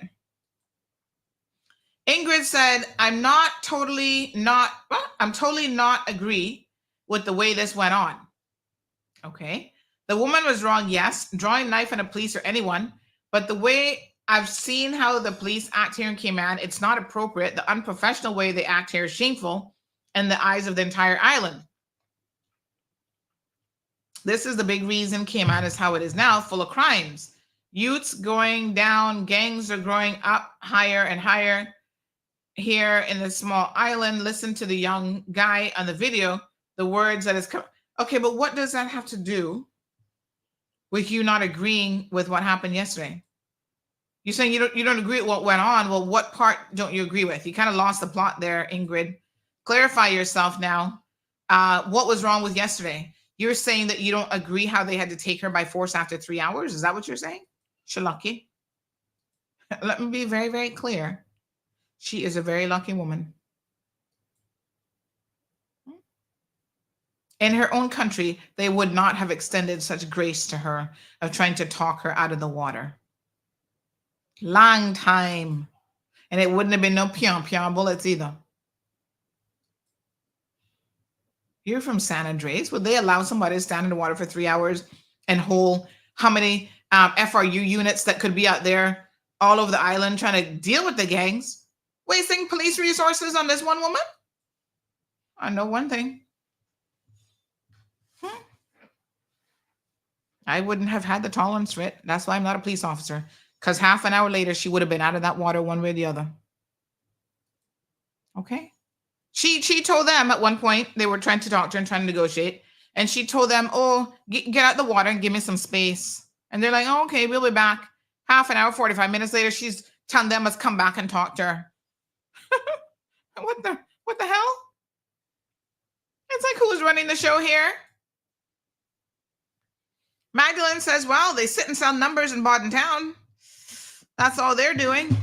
Lord Jesus. Lavana says something similar happened to us in the Bahamas. The guys in the beach that were there renting the wave runners started to fight over who was going to rent to them.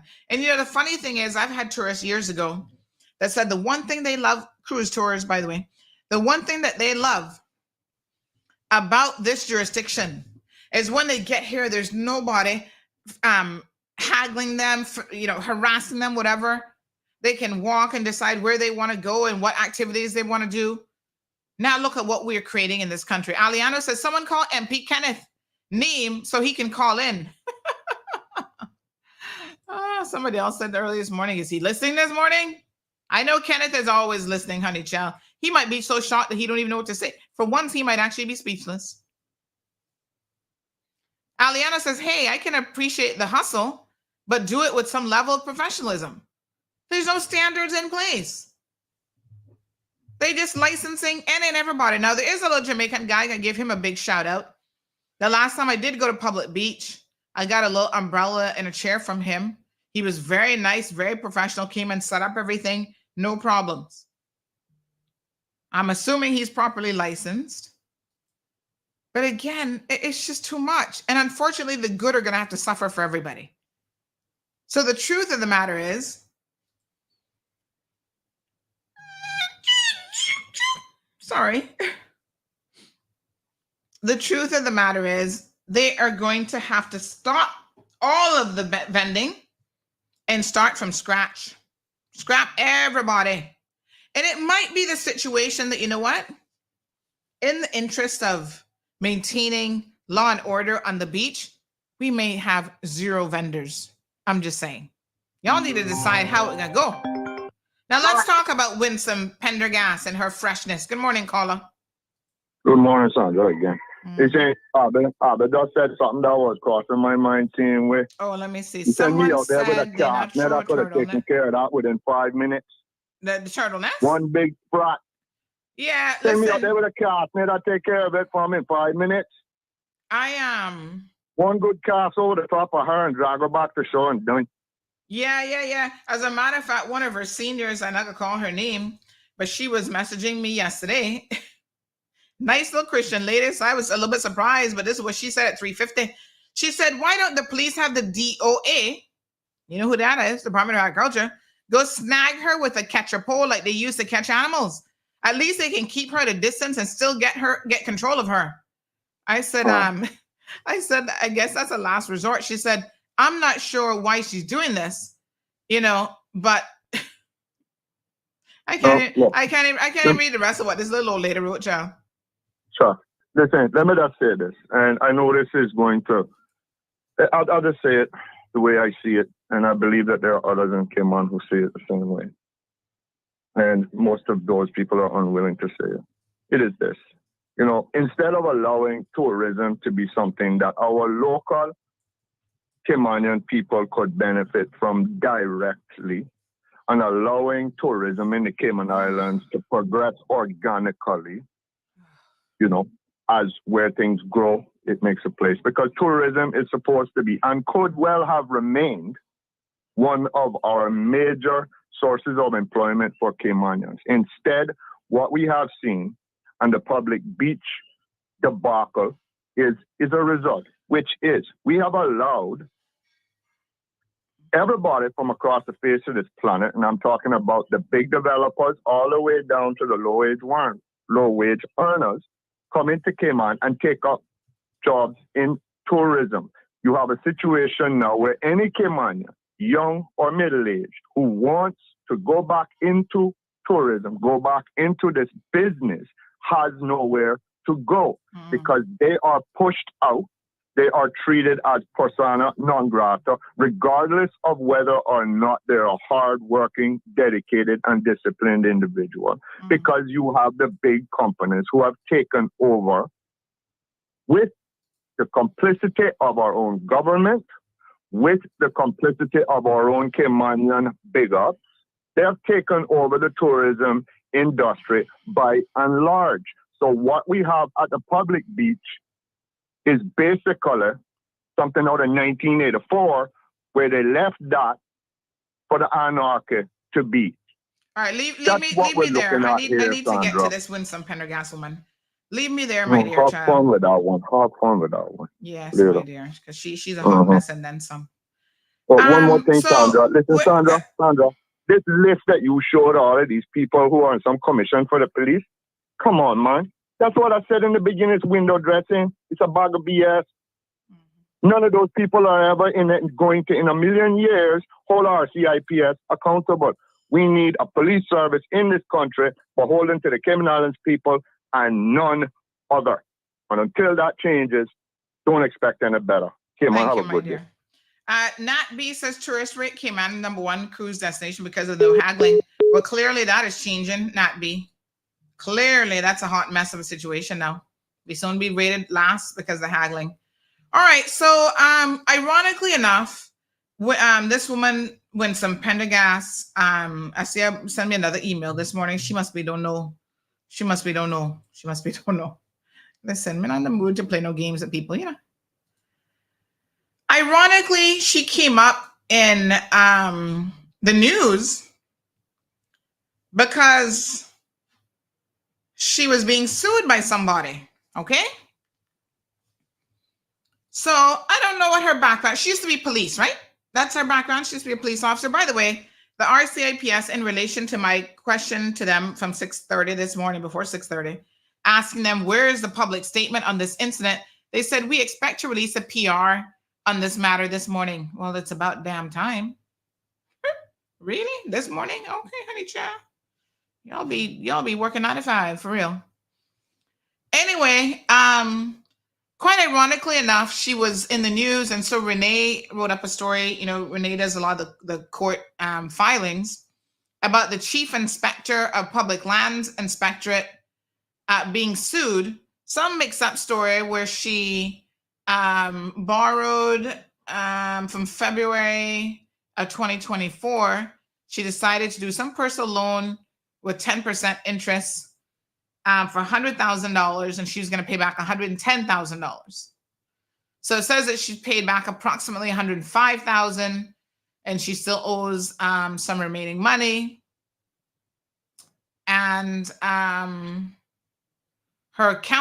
daughter, who's an accountant, has refused to pay the remaining of the money, claiming that the interest rate was per annum. Some mixed-up story. Anyway, she's being sued. So, as is always the case, you know, we cover all sorts of stories. You guys know this. Lawsuits filed. CMR covers it. Miss Winsome comes out of her shell and decides to send an email saying that, good day, I'm inquiring about the source of the information in relation to the subject article. She could learn to write a little bit better, but I won't go there. That you published today, September 11th, smearing my name and reputation as the headline in your article. How is it smearing your name when it simply says that you're being sued? Are you not being sued? You see, let me remind myself that I'm on the radio in this moment in time. Because when people start to approach me with this kind of nonsense, you know what occurs to me? Y'all don't have one iota of sense. Smearing your name. You're implying that we have said something that isn't true, that we've defamed you, that we're libelous in some way, shape, or form. How can we smear your name with the truth? You are being sued, lady. And the headline simply says, Chief Inspectorate of Public Lands Inspectorate sued. How is that a smear if it's the truth? Y'all ain't got no sense. She says, I'm inquiring because I responded to the claim filed by Lizzie Bruce Sue, whatever the heck her name is, a former friend and roommate of mine, and whom I've been very good to for many years. None of my business. Please note that the filing in court was acknowledged by me and in turn filed a counterclaim pertaining to the allegations made by this woman. But I noticed that she put her name. But I noticed that you made mention of the court filing of Miss Whatever, but nothing about my counterclaim and defense that was filed on the 10th of September, 2024. Now you see how a donkey is born every single minute? The article was published yesterday. She claims that she filed a counterclaim on the 10th of September. I'd have to go through and see the date of the lawsuit to kind of fill in the blanks there. But this woman clearly has no sense. I'm just like, what? What is she saying to me? Anyway, she continues with her fastiness. I'm also not sure if you take the time to look at the contract that she prepared and executed by us both to see for yourself the contents and to decipher if what she's saying is facts. However, this is the reputation of Ma Road to jump on the words of the first person without getting the true facts of the matter before publishing an article to smear a person's reputation. I gotta stop reading right there because it occurs to me that Winston Pendergast has 0 sense. This is a woman who is head of what? This public lands inspectorate? This is who y'all could find? Who doesn't, evidently, she knows nothing even about the law or the systems in Cayman. Part of her job would be to take non-compliant people to court. Good luck with that. Miss Romelia, no wonder she told you not to bother with it. Because she's not capable. She's not ready. And I don't care now if she gets insulted or not. She's going to have to take it. Because your very email demonstrates your lack of understanding and knowledge of procedures and so forth. So I replied to her this morning at 6:30 when I saw this ridiculous message. And I said, good morning. The source of the information are the legal documents filed with the court and are available publicly. If you have something to share, you're free to do so. And it can be added to the article. As you will know, defense documents are not in the public domain. Now hear the stupid woman come back at 7:30 now, 7:28. Good morning. Thank you for responding, which is appreciated. You're welcome. May you please point me to where in the public domain I can go to retrieve court filings. Are you serious?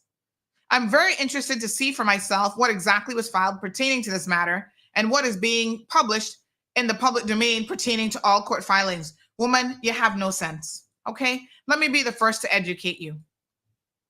You've lived in this country for donkey years, woman. Huh? You have Caymanian status by now, do you not? You were a police officer, were you not? Yeah, she was on the force. And you don't know that all court filings are online for donkey years and are available for the public to see. Since I have to school you and everything, I have to school you how to do your job as inspector of lands as well, I'm going to simply reply with the website. There you go. And I'm going to say documents have been available online for the public for years. Probably while you were still police. Go and look for yourself. I'm not here to educate you because you ain't got no sense. Okay? For the rest of you who got sense and who shows up to class every single day, let me show you. Anytime you file a lawsuit, and we've covered so many of these stories, CUC suing the gas station guy, that was up. Government suing somebody for not paying, that was up. Every single time Dr. Disharan gets sued, how do you all think we know? Because it is a public document and not no secret. She does not seem to know. Let me enlarge this. Over 26,000 documents, right? Yes, so. You can go on the website. You can see every single time somebody gets sued, you have a judgment register.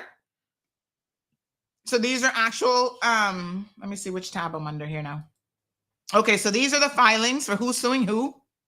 See here, Alan Cummings and Rita Cummings suing somebody named Joseph and Rebecca. Then you can click on it, right? Yes, so. And you can download it. And then you can see why they're suing, what it's about, what documents have been filed. See it? Order, JoJo Enterprises Limited. All right. It's all there.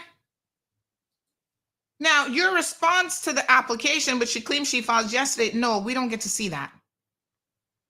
If you want us to see it, simply send it to us. Like I said, we're happy to include it. That's not a problem. You claim you got a defense, no problem.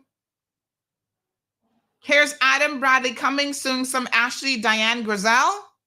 Again, we can click on it, open it up, read the details.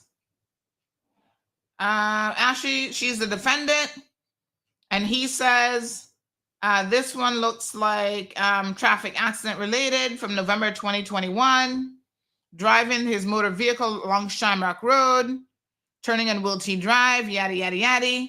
He lays out his case. He got all kind of trauma, head trauma, multiple fractures, shoulder, this, that, the next thing. And then it'll tell you how much. Sometimes they tell you what they're looking for. Otherwise, they say suffered loss and incurred expenses in relation to the traffic accident.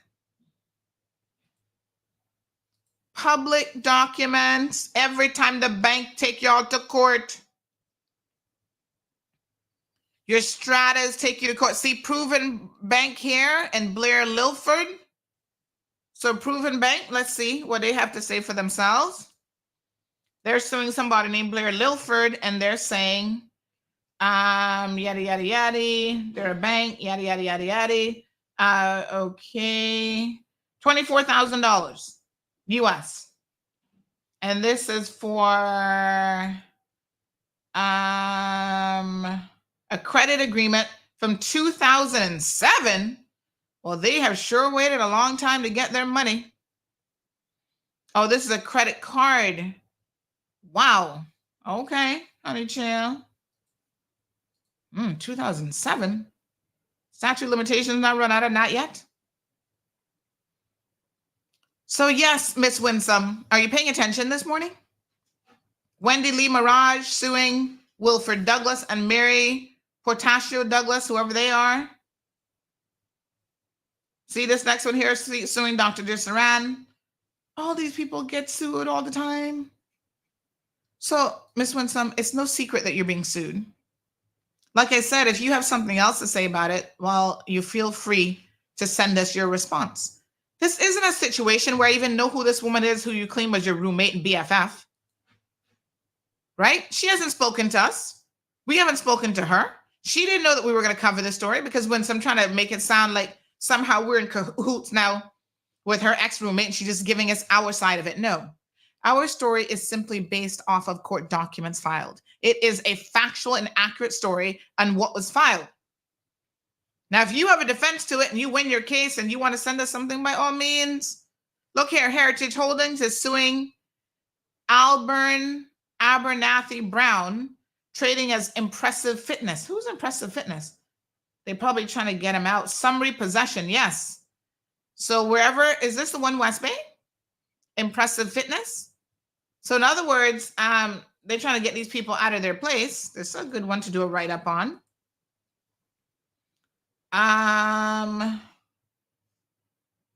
Let me see. Oh, this doesn't look like the right one that I just opened. Hold on. Hold on. Let me make sure I clicked on the right one. No, I think I clicked on the wrong one. Yes. So, this is how it works. They're looking for possession of their unit. That's because the people that haven't paid the rent, they said get out. Public record. I don't want to have to school you after 9:30 because I got to go to court. Okay. Don't respond to me again, Miss Winsome Pendergast. Do yourself a favor. And don't message me again. Somebody said they had to get rid of her daughter from Cayman Airways because she was there making a mess of that situation as well as an accountant over at Cayman Airways. And they got sick and tired of her harassing and whatever, all the staff there. Y'all come here with a certain particular attitude. I'm going to suggest you Shelly Ann Barnaby. Okay. Good morning. Winston Prendergast's daughter, the accountant, was employed by Cayman Airways, and they had to get rid of her for bullying and bullying multiple employees.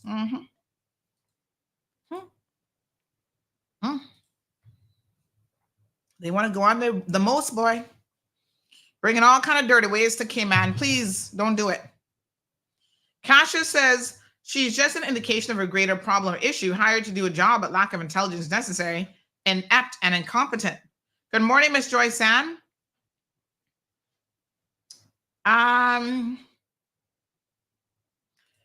Melissa says, since you smear her name, what she need to sue you and what she need to do is sue you and a lawyer, but I will tell her she gonna need to borrow more than $100,000 when you're done with her, honey. Chat, please. She must have looking money to pay that money back. Talking about smearing her name.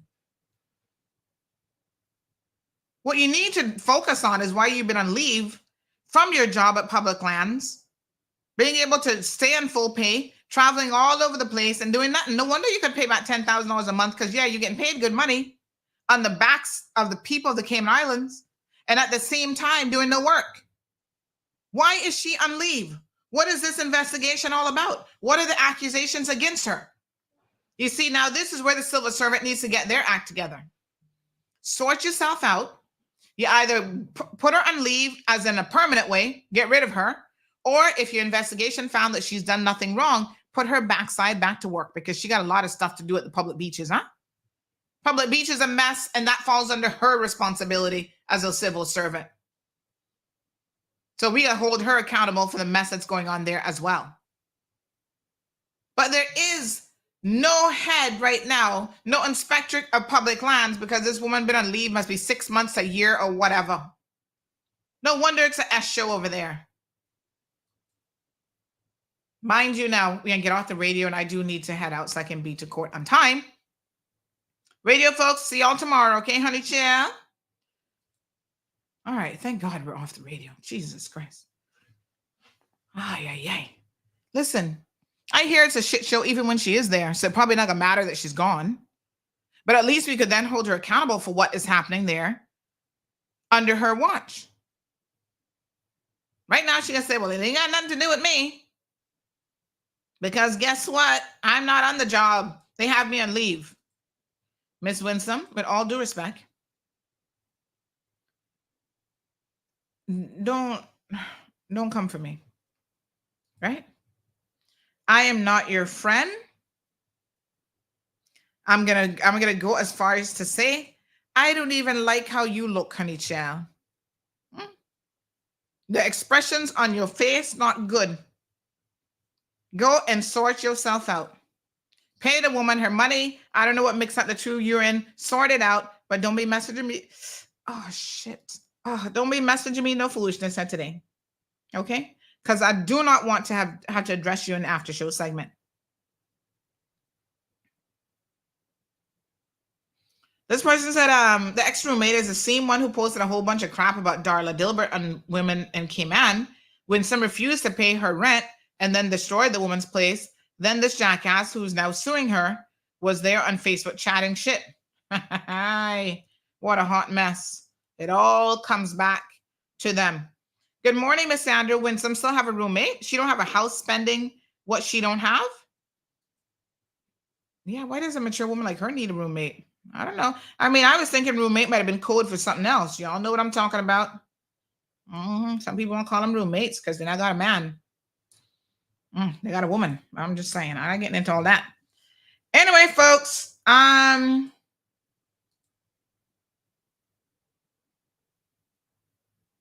No, sir. Yeah, listen.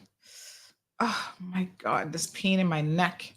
I can't. Listen. Yeah, this was actually filed on the 30th of August. So she had plenty of time to respond to us. I just went up yesterday. Anyway, good for her. Learn the procedures because you would do well with knowing how these things work. Because, at the end of the day, Yeah, get your shit together. They ain't got nothing to do with me. Somebody says she was a police officer and the custom officer God. They gave a Caymanian. What? She was a police officer and the custom officer God. They gave a Caymanian that job. That don't make no sense. I'm not quite understanding what you wrote there. Try and fix that for me. All right. Anyway, I gotta go.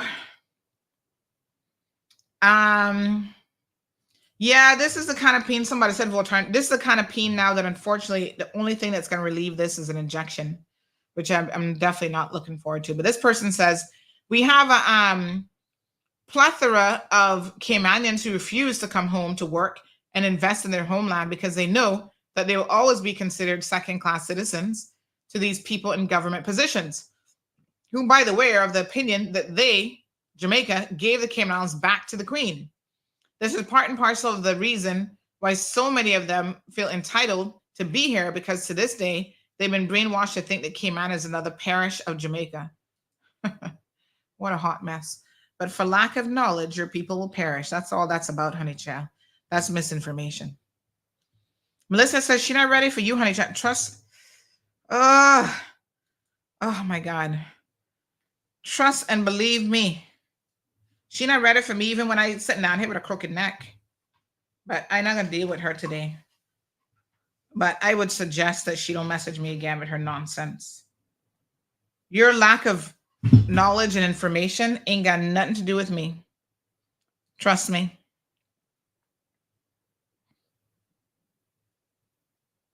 Oh, look at Crystal in the comment section about Anna fuck off.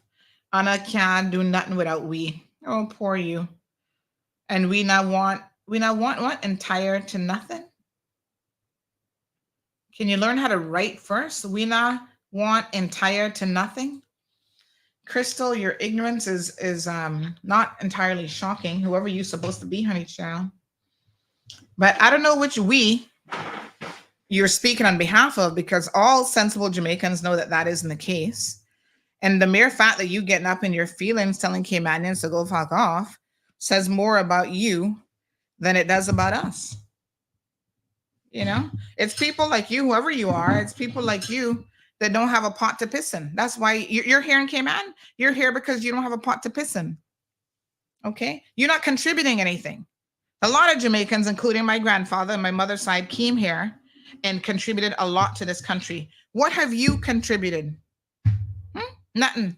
You're here probably trying to jack off on some Caymanian fool to marry you so you can get status or get an anchor baby or you know, hoodwinking somebody out of money or some kind of foolishness. I mean, let's be real here, right?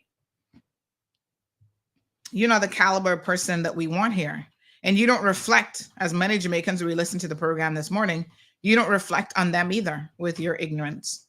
So we're not even going to address you, honey child. We're not going to have time for ignorance. But here's what we're going to do.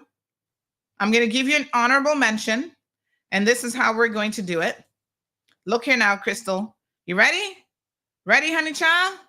This is how it goes. You hit that little button and you hit block. Kaboom! Kaboom! Take that in your backside, yeah. Take that. There you go. I'm talking about who wants to be married to Caymanian. Well, I don't think anyone want you, but you'll be fine.